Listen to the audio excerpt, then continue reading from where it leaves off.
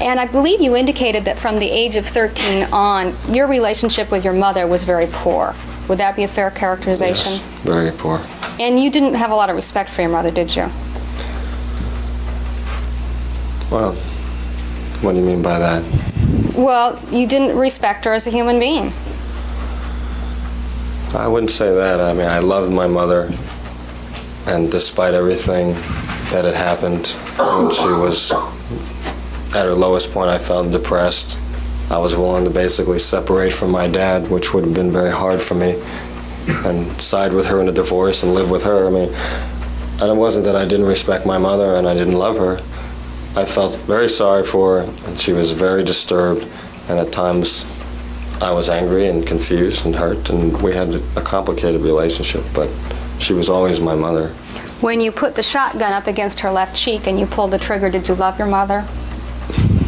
Yes. And was that an act of love, Mr. Menendez?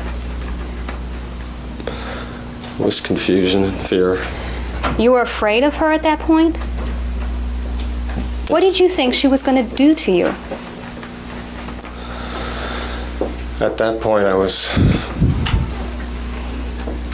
wasn't consciously thinking anything in particular. I was just reacting. But Mr. Menendez, you had to reload the shotgun in order to put that round into your mother's cheek, didn't you? Right. And you had to go someplace to get ammunition so that you could reload the shotgun to put that round into her cheek. Well, I actually didn't have to, but I did. And you were thinking clearly enough to get the ammunition and load the gun. Where did you go, by the way, to get the ammunition to reload?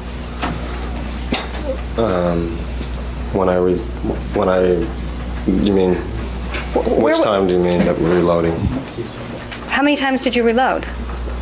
Well, before I reloaded the gun and during. All right, during, where was the ammunition that you used to reload? Well, I had some in my pocket, but I went to the car. And where was the car located? Right in this Sallyport area, or the carport, right in front of the house. So you went out into the front of the house, and you went to your car, and you got the ammunition out of a box or something? No, my brother was already there, and I believe he handed me. He was doing something.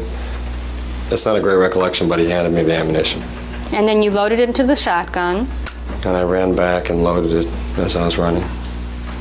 Now, what was your mother doing when you came back into the room?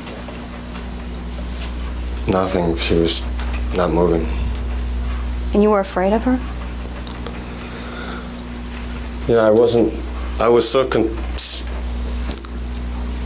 it's hard to look at it now because I was so consumed with what was going on and the chaos of it. I really wasn't consciously thinking, and I wish that I didn't go back, but the fear from before, then I went in the room, and then just something I saw, I believe it's something I saw, or something that I heard, freaked me out even more, and I ran out, and I was afraid, and I wasn't thinking consciously that she was going to do this or what the threat was.